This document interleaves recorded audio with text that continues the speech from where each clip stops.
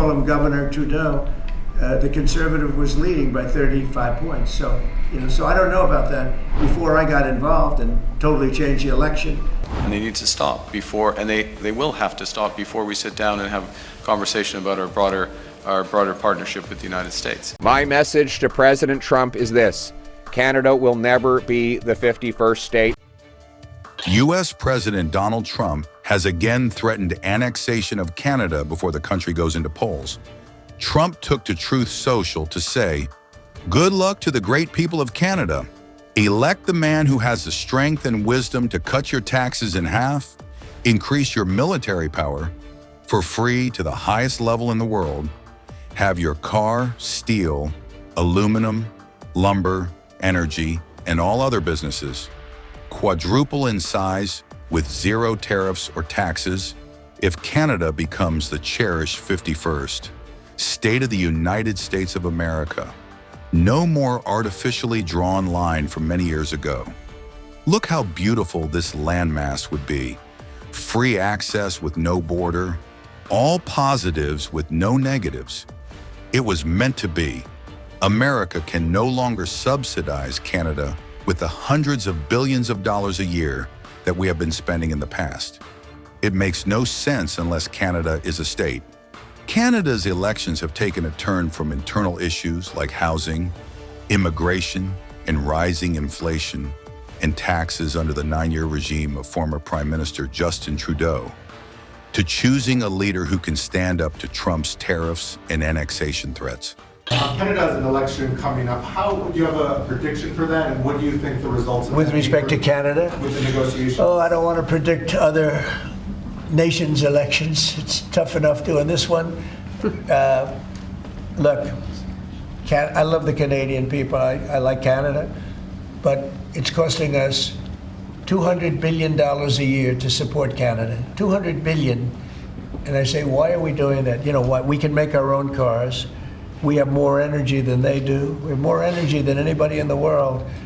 We don't need their lumber, obviously. We have more lumber. We have a lot of lumber. We have a lot of everything that they sell us. But in particular cars, they took a large percentage of the car making, and I want to bring it back to this country. I really don't want cars from Canada. So when I put tariffs on Canada, they're paying 25%, but that could go up in terms of cars.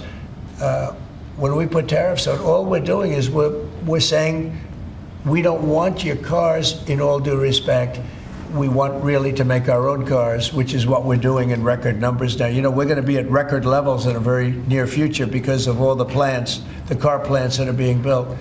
And I'd rather see them made in Michigan and made in South Carolina and made in different states, Tennessee. We have a lot of great car-making states, and we have some that aren't car-making yet, but they will soon be car-making states. And that's what I want to see for our country.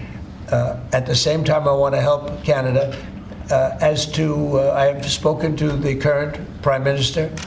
He was very, very nice, I will say. Very nice. We had a couple of very nice conversations, very good. But I don't think it's appropriate for me to get involved in their election. I'm running this country. I'm not running Canada.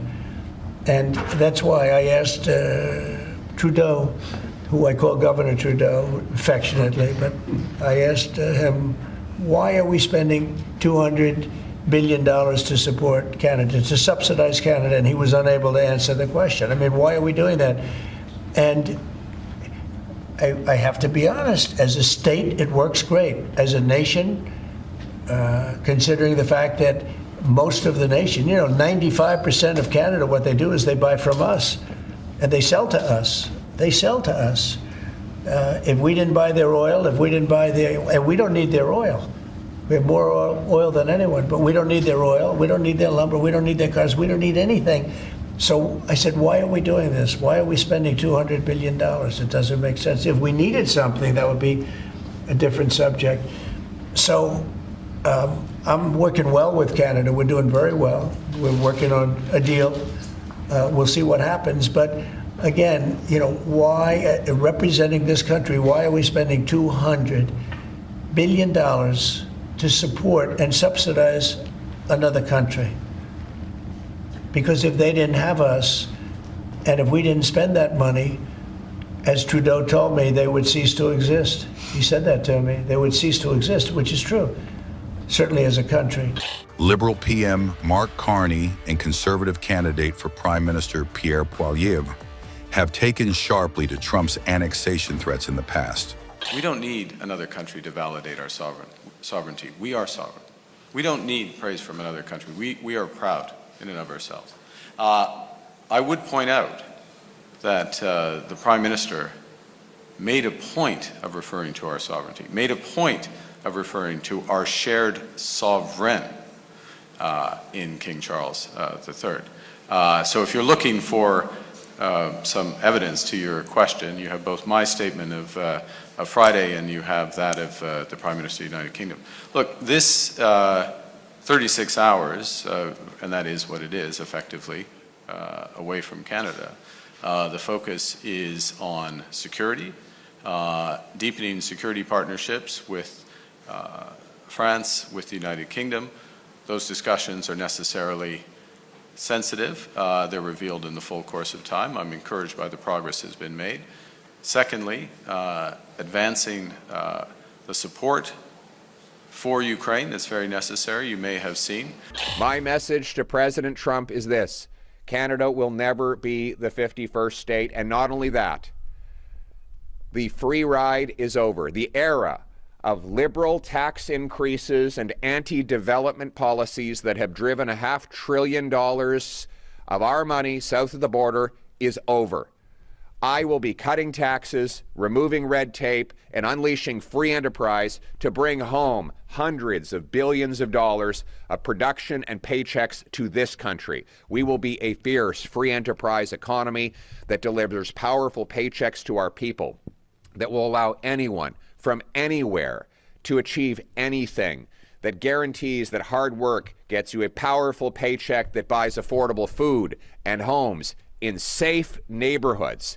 There are 28 million registered voters eligible to elect members of parliament in 343 individual constituencies, also known as ridings. A party falling short of the 172 seats needed for a majority is obliged to create a minority government reliant on support from opposition legislators to stay in power.